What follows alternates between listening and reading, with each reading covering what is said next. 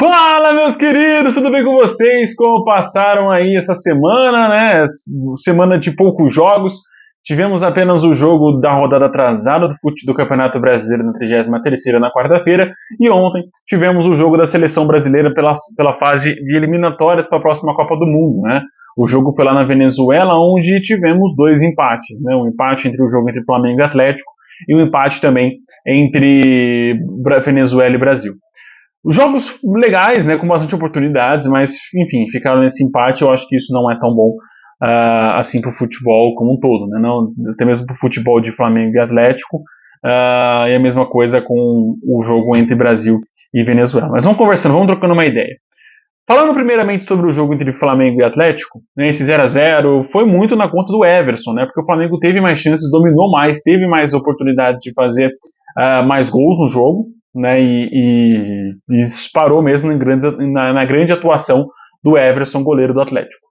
Ficou realmente nesse empate em 0-0, empate que deu um pontinho para o Atlético e retomou a 10ª colocação, e o Flamengo fica ali no G4 do Campeonato Brasileiro.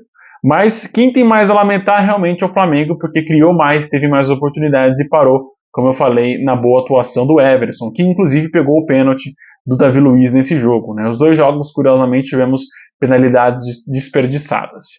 Mas enfim, 0-0 no placar, a gente não vai dar tanta trela para esse jogo, porque também foi na rodada atrasada da 33ª, e ficou nesse empatezinho aí de 0-0. Passando para as eliminatórias, e aí sim vou discorrer um pouco mais sobre a seleção brasileira, tivemos esse empate em 1-1 na Venezuela. O Brasil foi o dono do primeiro tempo com mais oportunidades, mais chances de gol. Fez o gol com o Rafinha na reta final, né, de falta, inclusive a bola batendo na trave, né, foi um gol até que chorado, digamos assim. E ali no segundo tempo a coisa desandou quando a Venezuela, no primeiro ataque da Venezuela no segundo tempo, acabou fazendo um gol ali com o Segovia no passe de Savarino. Cara, foi um gol que, aos críticos do Alisson, se o Alisson tivesse tomado esse gol no lugar do Ederson, o mundo estaria acabando, né? As críticas seriam inúmeras em cima do goleirão do Liverpool. E no gol, no caso, eu sinto sim que ele falhou um pouco, tinha gente na frente, mas a visão ali, a linha da bola foi muito clara, né? Tanto que ele cai para fazer a defesa, a bola passa em cima do antebraço dele, ele nitidamente errou o pulo para fazer a defesa nesse lance. Mas enfim, méritos totais do Segovia, que conseguiu fazer um belo gol ali, um chute bem forte, e conseguiu fazer o gol de empate. A Venezuela em todo o jogo não teve dominância, né? Não teve grandes chances ali. O Brasil era para ter definido esse confronto no primeiro tempo, realmente, mas peca demais nas finalizações. Os atacantes do Brasil não conseguem ter êxito nas finalizações, né? Principalmente o Vinícius Júnior, e aqui eu vou discorrer bastante sobre ele. Como protagonista desse jogo, ele era o protagonista do Brasil nessa partida, né? Era o principal jogador do Brasil nesse jogo, não tinha protagonistas ali junto com ele, como o Rodrigo, né? Não estava ali dividindo esse protagonismo, era o Vinícius, né? E o Rafinha conseguiu fazer o gol de falta. E o Vinícius desperdiçou muitas chances, né? Erros de decisões na último terço do gramado, né? De finalização, de querer driblar um pouco a mais, de querer ter o gol sozinho, de fazer aquele gol antológico. E sendo bem sincero, cara, eu acho que o Vinícius está na hora de colocar o pezinho dele no chão quando o assunto é seleção brasileira. Não tô falando que ele não é um péssimo jogador, ele é um excelente jogador, mas que na seleção brasileira vem pecando e pecando muito. Desperdiça chances, né? Desperdiçou o pênalti no segundo tempo, batendo muito mal, né? Vale ressaltar isso. Não foi um pênalti onde o goleiro fez uma excelente defesa, fez a defesa, né? Conseguiu defender, mas bateu muito mal. Né? Acho que qualquer goleiro que espera um pouco mais a cobrança pegaria aquele pênalti. Se o goleiro, obviamente, define o canto antes, dificilmente pegaria. Inclusive o pênalti, o canto errado, né? Mas bateu muito mal e deu chances ali para o goleiro do Venezuela fazer a defesa. Desperdiçou essa chance no segundo tempo, foi a principal do Brasil na segunda etapa, né? Depois o Brasil não criou mais nada, e aí eu vou para o outro lado, cara, falta um psicológico ali no Brasil, né? Falta um psicólogo, uma psicóloga com a seleção brasileira para tratar melhor isso, né? O Brasil, ele sofre o gol e ele sente demais, tem muita dificuldade de criar depois disso, cai na pressão e na pilha ali dos venezuelanos, né? Na trincheira dos venezuelanos, inclusive com um Marquinhos saindo reclamando bastante da irrigação que ligou, e eu acho que isso mostra muito o desconexo, né, que os jogadores que estão na seleção brasileira têm do futebol brasileiro como um todo. Aqui no Brasil isso seria o mais normal de acontecer, não só contra os times brasileiros, entre o confronto entre os times brasileiros, mas também na América do Sul, na Libertadores, Sul-Americana, isso é normal de acontecer também. Mas, cara, sei lá, eu acho que culpar a irrigação do gramado de ser colocado, existem muitos outros culpados além desse fato, né? O Brasil passou o jogo inteiro sem ter apoio dos seus laterais, né? E eu acho que se você joga com um sistema de 4 zagueiros, os laterais ele tem total liberdade para avançar, e isso não acontece com a seleção brasileira, né? Os laterais não conseguem ter esse avanço. O Dorival no São Paulo fez do Caio Paulista ser quase que um ponta nesse time.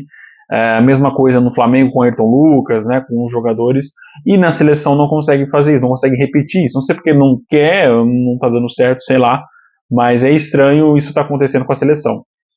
Falta apoio dos laterais, falta um cara do meio de campo para fazer essa ligação. O Rafinha até entrou bem, o Gerson fez uma boa partida, mas sei lá, cara, e você colocar o Estevão faltando 5 minutos para acabar o jogo é piada, né? Eu acho que nesses casos, assim, o time do jogador que acontece essa bobagem do técnico, né, de colocar faltando 5 minutos, deveria, falar pra você, minha querida, beleza, você quer levar o cara, se não quiser colocar ele nos 2 jogos, beleza, não precisa colocar, vai como terceira opção do ataque ali pra ter experiência e tal, mas colocar o cara faltando 5 minutos de jogo, imagina se o Estevão entra, sofre uma lesão, né, sofre uma entrada um pouco mais dura, né, ou pode muito bem entrar e fazer o gol, mas é muito difícil, né? Você não tem tempo hábil para você fazer isso, pra você fazer essa mágica e fazer o gol ali nesse jogo. Então, cara, falta, sei lá, comando para a seleção brasileira, sendo bem sincero mesmo, falta um comando aí para a seleção, para esse time voltar a ser confiante, para esse time voltar a ter com bons resultados. Não falo só no jogo aqui das eliminatórias, tá? Porque isso é uma prévia do que a gente vai passar na Copa do Mundo. O Brasil não vai ser um time que vai dominar, que vai conseguir avançar as fases da próxima Copa do Mundo também. E, aliás, só vai avançar para a próxima fase porque os outros times, porque tem mais vagas, né? Porque senão estaria passando por um turbilhão de pressão e poderia estar ficando de fora da próxima Copa do Mundo. Porque futebol para a próxima Copa o Brasil não tem. Assumiu ali temporariamente a terceira colocação, né? Podia ter assumido a segunda com o confronto entre Uruguai e Colômbia, mas pode cair para quarta colocação novamente e até não, para quarta colocação com a vitória do Uruguai em cima da Colômbia. O Brasil no próximo jogo enfrenta exatamente o Uruguai, e esse jogo contra a Venezuela era um jogo onde eu colocava mais confiança para o Brasil conquistar 3 pontos. Em casa é um pouco mais fácil, digamos assim, de conseguir esses 3 pontos contra o Uruguai, mas vai ser um jogo muito duro, muito difícil para o Brasil, e eu não consigo colocar essa seleção jogando de maneira de igual para igual contra o Uruguai. Vai sofrer, vai ser um jogo sofrível, e sei lá, tendo o Vinícius no nosso ataque, nosso comandante do ataque, eu não consigo ter muita confiança não. E aí, né, o Rodrigo foi cortado, entrou o Martinelli entrou só no segundo tempo.